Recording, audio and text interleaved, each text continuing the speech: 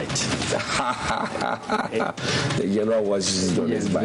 Every day. Thank you very much. And I was devoid of insults, but straight to the point, factual and fearless. Charlie, no be joke. The pressure people like Johnnie can give you. No. You no get grey hair, you go get grey hair. I'm innocent. And that's what I'm saying. That the pressure Johnnie and his people, the pressure they can give you no get grey hair, you go get. So your best bet is not to have hair.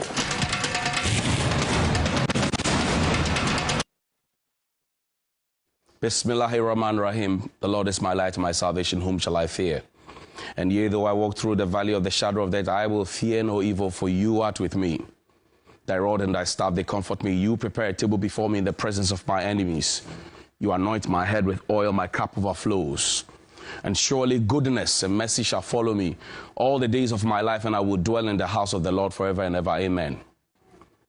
Welcome to Johnny's Bite. Assalamu alaikum. Today is Wednesday. Special day for me and President Akufo-Addo. We were born on Wednesday.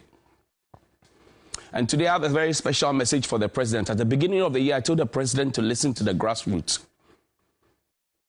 It appears the president is not listening to the grassroots, and I'll explain to you in a bit. But is it true that in Parliament they can't find lawyer Adwo Asafo, a Minister for Gender, Children and Social Protection? Because now it looks as if the caucus within the majority are asking questions and are saying that they can't find lawyer Adwo Asafo. Mind you, lawyer Adwo Asafo is said to be on leave, but again, when we had to vote at some point in December for the e-levy, that story of impersonation had come up. We have not finished the probe. We have not settled that dust. But now people are saying in Parliament, parliamentarians are saying they can't find lawyer Adwo Asafo. If you know where she is, please call her. Tell her mates are looking for her, friends are looking for her, her own party caucus are looking for her. They can't find her. And you see, they can't find her. It's quite interesting because the government keeps telling us that all our problems will be solved immediately we pass e-levy. Wherever anybody is getting that mindset from, I don't know, but they keep telling us that once we pass e-levy, everything else will be sorted out.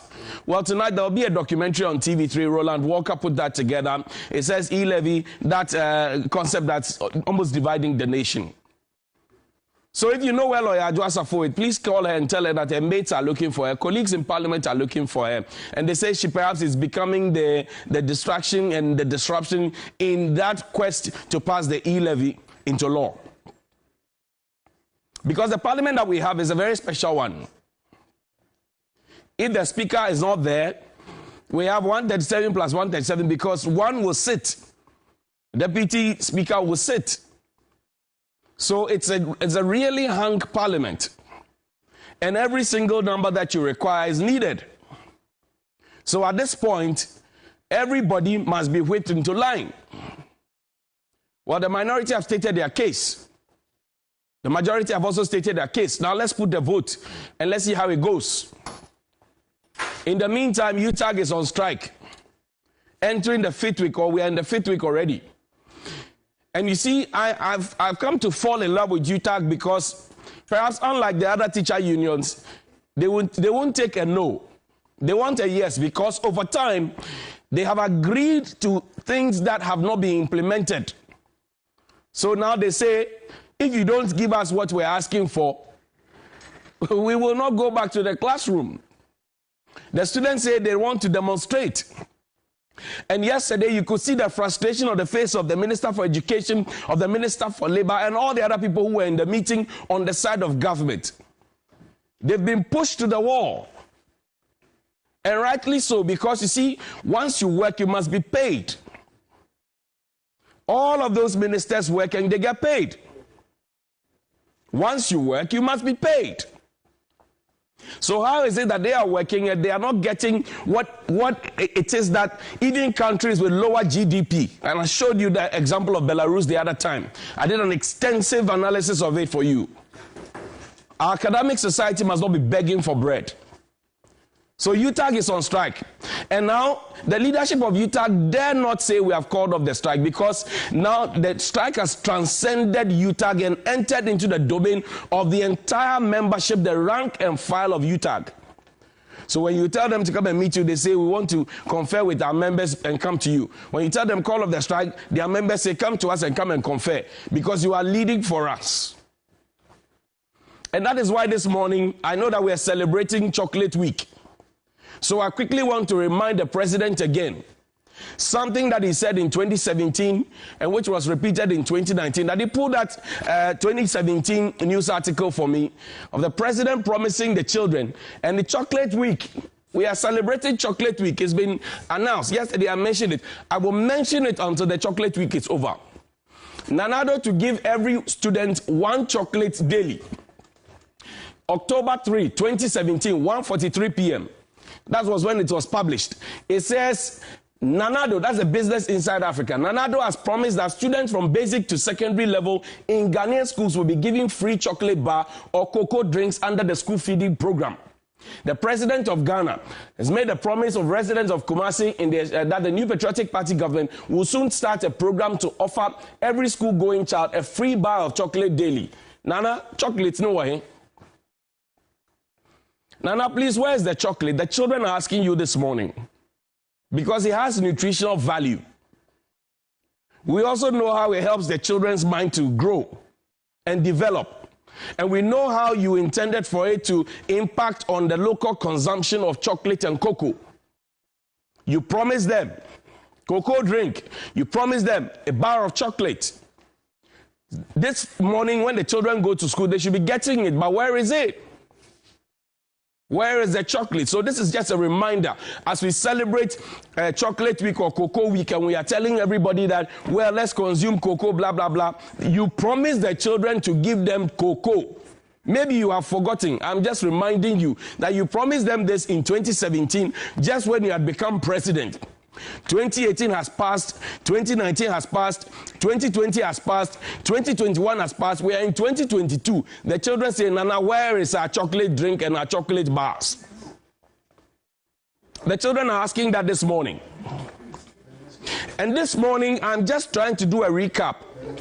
You remember just about 4 or 5 weeks ago, there was a sad incident in the Western region, Fiji.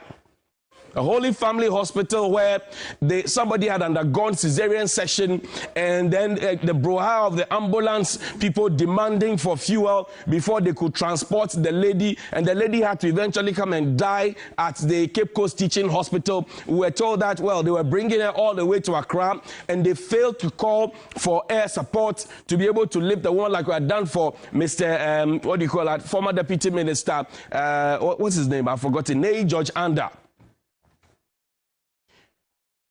The ambulance service had rejected a call by the minority in Parliament to interdict their staff.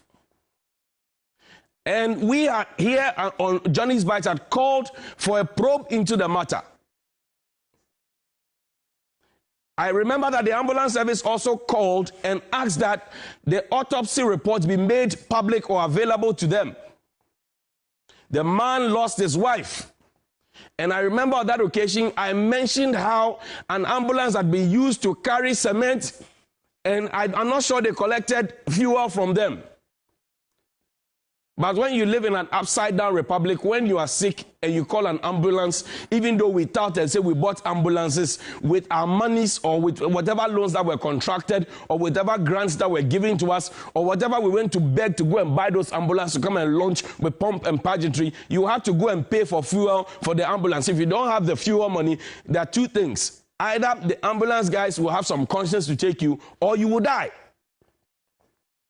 In a country called Ghana, Kwame Nkrumah's Ghana, play the video of the widower for me. And I want it to enter the eyes and hearts of the people who are supposed to call for the probe.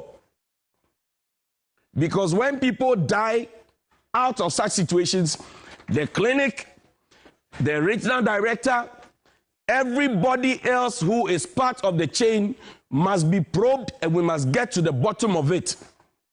If this had happened to a minister, a deputy minister, a big man who is a political and has political connection or whatever it is, I'm sure by now would have sorted out the issues. And I told you how Mr. George Anda was airlifted from the central region all the way to Accra. We are all citizens, not spectators. Play the video for me. To what of food and you know. Thinking there. Yeah, look up. Oh, no. Man said they have to drive back to Fijai Hospital. So, oh, senior. Maybe I will pay. An emotional John Obreyebo's husband to the 31-year-old deceased narrating the ordeal the wife went through, leading to a death. The deceased, Augustina Awoche, lost her life earlier this month after ambulance personnel allegedly delayed her transportation via ambulance to Accra after doctors referred her from the Holy Child Clinic at Fijai in Takrady to the Kolebu Teaching Hospital. Cape Coast was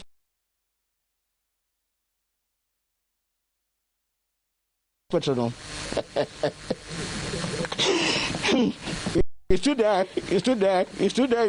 They were going up and down. And so that man came to tell me that why you then car over Buana why is it? But Jim. Boy, you can be upon that. But you tap. About time the moon that made it in there. Well, precise time. Now one brass band I catch up and there. Uncle Cassingly 838. Uncle Cassingly 838. Meaning it was at that time that my wife.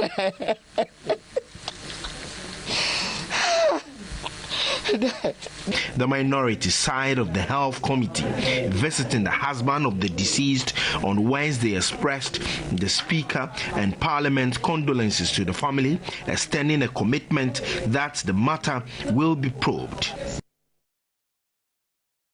You heard the widower, and he couldn't even narrate the full story because he was so down. That is how wicked we are as a people. And that is why some people who are beneficiaries of whatever system there is do not want us to be the ones talking about it. They lie bad. Because what happened can happen to you, it can happen to me. I can't make a call. You can make a call. But how is it that in a country full of very respectable, very responsible people, when we have a situation on our hands, they ask us to buy fuel to put in an ambulance. If you don't have the fuel, you cannot get it, you cannot get health care. How? And we say we are middle, upper income, we throw all the jargons. We throw it out there. How is it that when I'm on the sick bed, I have to look for a bed at the hospital that I've been transferred to before the ambulance can move, aside buying fuel? Are you serious? Let me play the video.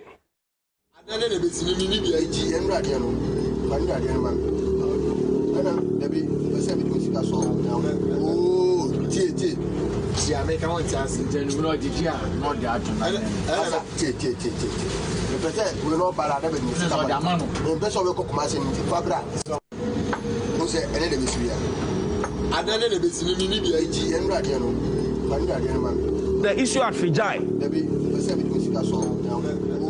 I want you to go back to it because you see, if people are not punished, there will not be deterrence. And once there's no deterrence, there will not be perfection in the system. And once there's no perfection, the ordinary man will suffer. And once the ordinary man suffers and the big man is not suffering, I tell you, nothing will change. Nothing will change. Let me come back to studio. So we are calling for a probe, and I will be on this matter until we complete the probe and until people are held accountable for it. I don't care who. I don't care who is held accountable for it. I don't care whose act is God. It can happen to anybody. I don't want it to happen to me first before I start talking about it, or my relative. For all you know, it may have happened to my relative before. I don't know. But that is why, Mr. President, this morning, my simple message to you is that it's time to sack some of your ministers and reshuffle some of them. Your ministers are sleeping. Mr. President, your ministers are sleeping.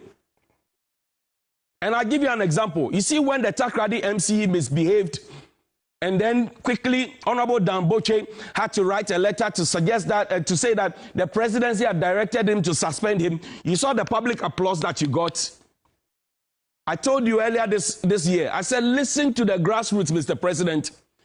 Some of your ministers and some of your appointees, they are tired. They are frustrated. They are at their wits' end. Sack them. You called Mahama incompetent.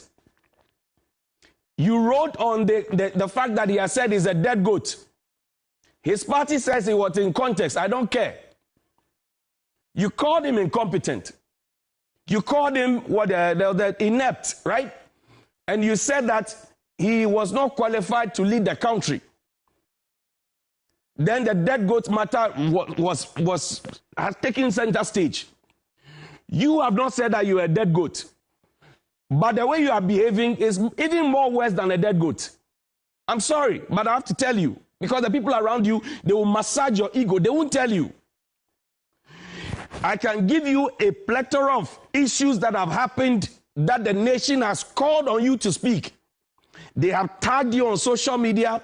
People have made statements on TV and radio. People have, respectable people, they expect for you to speak, Mr. President, and you have been silent. There are two things. Either the people around you who give you the briefings every morning don't tell you, or you are pretending not to know what is happening in the country that you lead.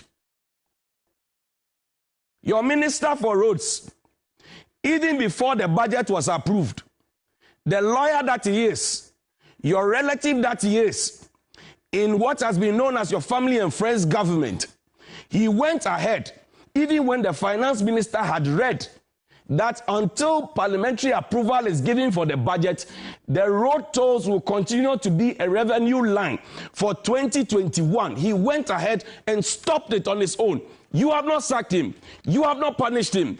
So now he finds cause to tell us that the road tolls that he abolished, when he promised us that he was going to make sure that those physically challenged people who we applauded you and the roads minister for making responsible at the 38 road tolling points, because we gave them jobs.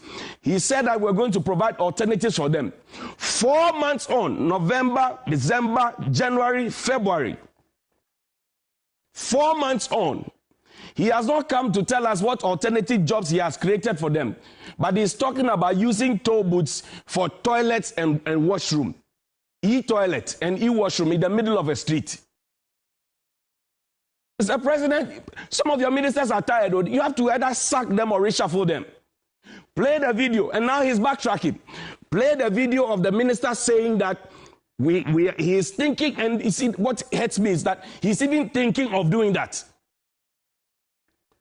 You are thinking of converting toll booths into public toilets and washrooms. That's your thinking. That's the innovation. That is the innovation. In today's Ghana, that is your thinking. Mr. President, see, I'll play the video for you. But some of the brightest and best lawyers in this country had come from your firm, Akufo-Addo, Prempeh & Co. The brightest and best lawyers. Name them. His Lordship, Johnnie, name them. Brightest and best lawyers. Lawyer Tachiam, Gloria Kufu, name them. Brightest and best lawyers. They had come from your firm. Are you suggesting to me that if you were looking at Ghana as your law firm, Akufo-Addo, Prempeh & Co., this is how you would have managed it? That you put all manner of people as ministers. And I don't blame you entirely. I blame our parliamentarians too. They approve just anything. You give us a list of ministers that you have reservations about, and then the next minute you are approving them, and even the one who couldn't answer a question on fish farming is getting the highest votes. It speaks volumes of our parliament. Now they say they have repented. We hope to see. But Mr. President, I'm asking you a question this morning. If this were Akufo-Addo, Prempeh & Co., your law chambers that has created and given us the brightest and best lawyers in this town, is this how you manage it? Would you still keep some of the ministers we are seeing around? Play the minister's video for me. Continue to work with them, and we have come out with a lot of suggestions. We even want to refurbish all those toll booth structures to provide proper and decent washrooms, for instance, for the use by motorists, so that we advise them to desist from the practice that we see at times. You find out or you see cars stopping indiscriminately on the highway and people getting out to wee as we usually say it, urinating. You see men on the left, women on the right, or at times you see a man, a woman. It's all indecent. So it's not a good practice. When we get to the bridge, we shall cross it. We'll wrap up. I want the voices of the streets, the people who were speaking pidgin, the ordinary Ghanaians who have been asked to be citizens or spectators, who have not attended a lot of school and have not attained too much in life. They spoke about this situation. Can you play that for me? We played it earlier today on the news. Play that for me, their reaction to what the minister said. And the minister, by the way, is 70 years old. No insults. But in a country where they tell us that young people cannot find jobs to do, people who have gone past the retiring age of 60 and are 70. And you see, the thing is that sometimes they even talk down at us. When you ask a question, they forget suddenly that they are servants. And they talk down at us. Mr. President, agreed, John Mahama is not your standard. That's what you say.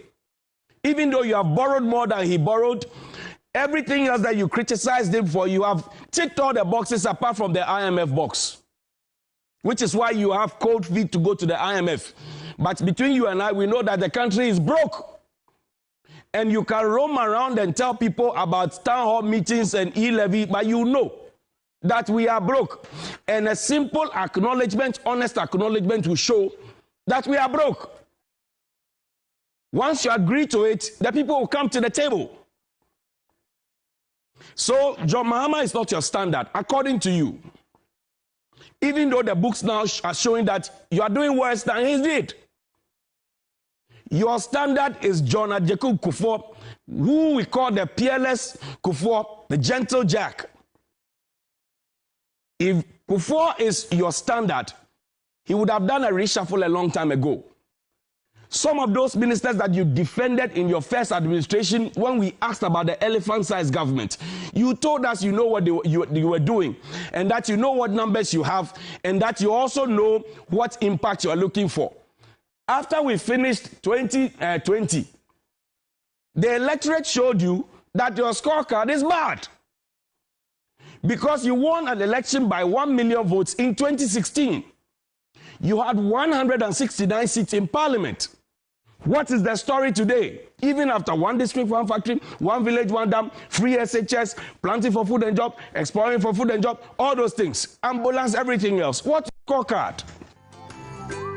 Now your numbers have reduced, both on the parliamentary side, and your presidential votes halved. If I were you, Mr. President, I would shake up the government to make them wake up. Because some of your ministers, they are tired, they are sleepy, and they are not performing. And you are pretending as if nothing is happening. I'm asking if this were Akufo-Addo, Prempeh, and co-law chambers. Is that how you manage it?